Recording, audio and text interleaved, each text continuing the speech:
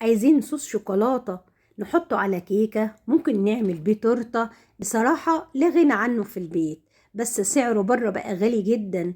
طب وليه تشتريه بالغالي؟ ما مكونات بسيطة من البيت هيبقى معاكي أحلى صوص شوكولاتة. وكمان أنا هنضيف له بقى معلقة دلوقتي ومكون هيخلي طعمه مميز وفي حتة تانية خالص. ايه رأيكم لو قوم نشوف الصوص بتاعنا ده وبالطريقة المميزة؟ ازيكم حبايب قلبي، يا رب تكونوا بألف خير، وحشتوني جدا جدا.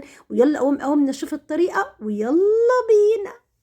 أول حاجة هنسمي بسم الله ونصلي على الرسول ونجيب الخلاط بتاعنا، وهننزل بكوباية من السكر بس تكون حبيبته ناعمة، وبرضك بنفس الكوباية هنزلها حليب.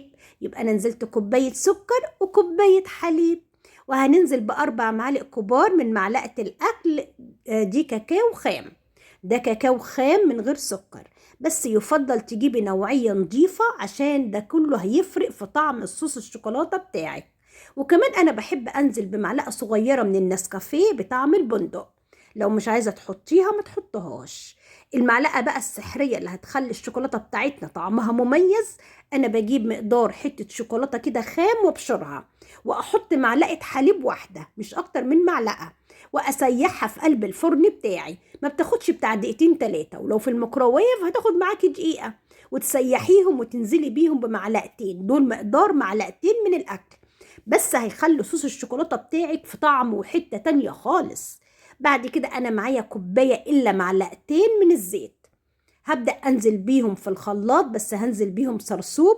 بعد ما أنا ما دربت المكونات بتاعتي أهو، هبدأ أنزل بالزيت سرسوب عشان كل المكونات تدخل في قلب بعضيها وياخد القوام اللي أنا عايزاه.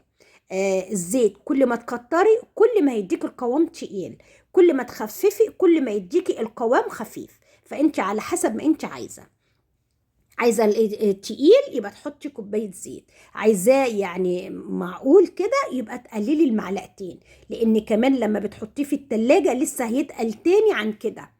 فعشان كده ما تزوديش الزيت وانت بتضربي.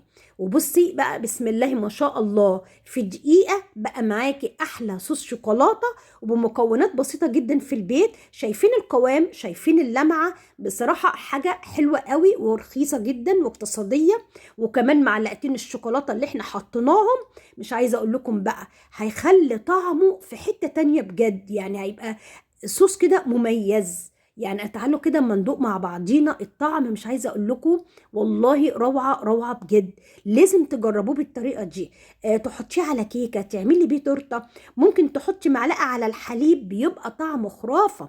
يا رب تعجبكم طريقه النهارده. ما تنسوش بالشير واللايكات يا حبايب قلب سومه.